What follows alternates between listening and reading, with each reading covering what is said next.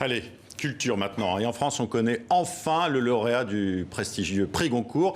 Et il s'agit d'Hervé Letellier pour son roman L'Anomalie, publié chez Gallimard. Un récit qui mélange amour, aventure et thématique policière dans la lignée de l'Oulipo et qui permettra peut-être aux libraires de se remettre de l'effet Covid, le Goncourt étant généralement une des meilleures ventes de l'année en librairie.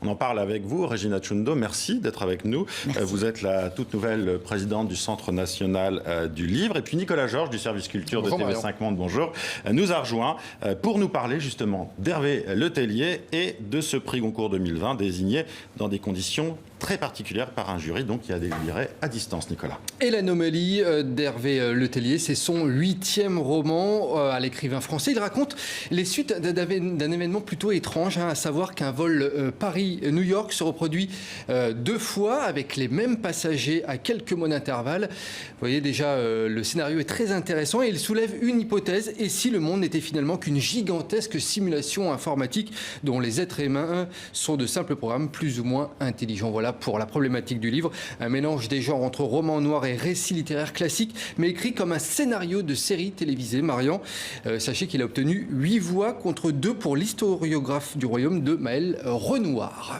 Ça ressemble un peu à Matrix aussi dans le scénario, ça, mais on est d'accord. Voilà. Il s'est peut-être inspiré. Un Goncourt 2020, Nicolas, donc je le disais, à la saveur bien particulière, à distance. Eh oui, ça s'est tenu par visioconférence, l'annonce cette année. C'est une première depuis 1914 et la Première Guerre mondiale que la remise du prix Goncourt se trouve en effet bouleversée. Alors cette année, pas d'annonce au célèbre restaurant Drouan dans le 2e arrondissement de Paris où les jurés délibèrent habituellement. Pas de journalistes et de photographes qui jouent des coudes pour avoir une réaction. Pas de cérémonial pour le vainqueur. Bon, c'est tout cela qui fait la primeur du prix. Les autres années, cette fois-ci, c'est sur Internet. C'est par visioconférence. Quand les circonstances le permettront à nouveau, une rencontre sera peut-être organisée chez Drouan entre les jurés et le lauréat. L'annonce a été en tout cas décalée déjà de 3 semaines en raison de la crise sanitaire et de la fermeture des librairies pour cause de confinement. Mais c'est très bien que ce prix ait été maintenu. Nicolas, un mot sur le prix Renaudot maintenant. Il a été attribué à la Française Marie-Hélène Lafont pour son roman Histoire de fils et c'est aux éditions Buchet-Chastel. On en reparlera ce soir. Merci Nicolas. Regina Chundo, vous n'êtes pas déçu que ce soit Hervé Letellier qui soit prix Goncourt, puisque le Centre national du livre que vous présidez soutenait un autre finaliste, un des 4 derniers finalistes, Camille de Toledo, pour Thésée, sa vie nouvelle. Alors, soutenez au sens où Camille de Toledo a perçu une bourse de création que le CNL octroie à certains auteurs, et notamment l'an dernier, c'était le cas aussi de notre Goncourt. Mais on ne soutient pas un artiste en particulier. Donc vous êtes très heureuse pour Hervé Letellier. Vous me disiez justement que vous aimiez sa langue, qu'il y avait un plaisir aussi. Vous en avez lu oui. Une bonne partie de ce livre, je crois. Oui, tout à fait.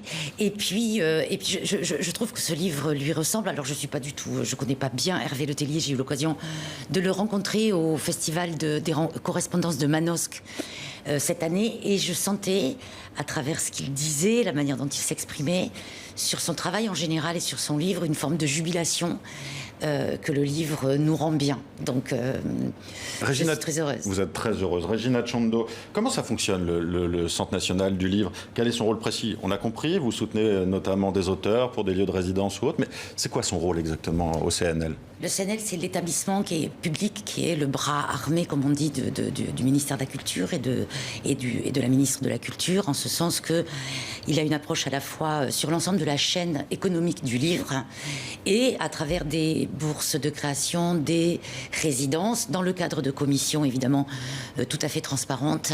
Il aide aussi à la diversité de l'écriture, les petites maisons d'édition indépendantes, les librairies indépendantes et les auteurs. Alors, on sait que le Goncourt, ça booste les ventes de livres. Les libraires ont pu rouvrir samedi. Ça va permettre donc aux libraires de refaire du chiffre d'affaires, on l'espère. Est-ce que vous, comment vous avez réagi, en tout cas, quand les librairies n'ont pas été considérées comme des commerces de première nécessité dans la première phase du confinement? J'imagine que ça vous a agacé, non?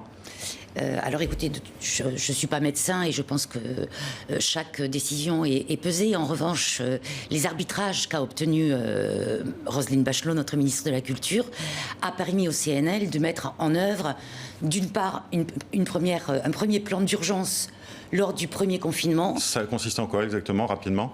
Soutien aux librairies sur le plan financier, évidemment. Soutien aux auteurs dans une situation de plus grande précarité à cause de la perte de revenus. Soutien aux librairies francophones qui souffrent énormément dans ces cas-là. Et soutien... Francophone, ça veut dire pas seulement en France? Tout à fait. D'accord. Dans le monde entier. Très bien. Ça concerne TV5 Monde.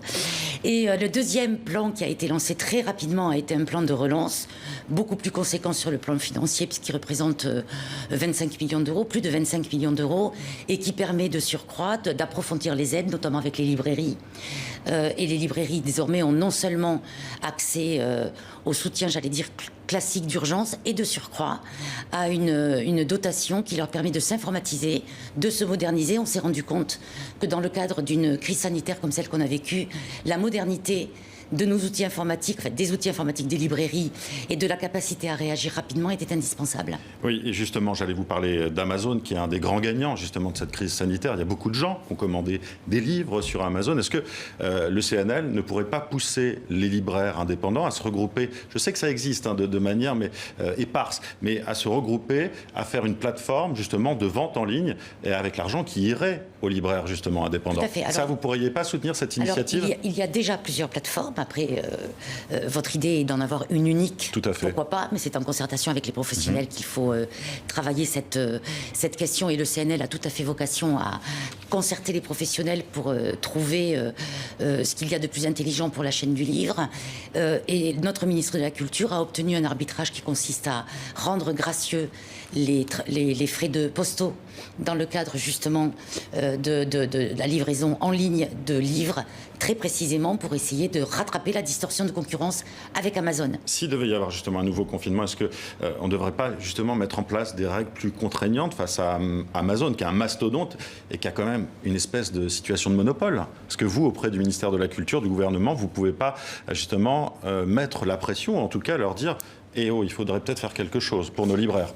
Tout à fait. En tous les cas, je pense qu'il faut surtout qu'on défende, comme on le fait, mais de manière certainement plus moderne encore pour la vente en ligne, notre tissu de librairie indépendante qui est unique au monde.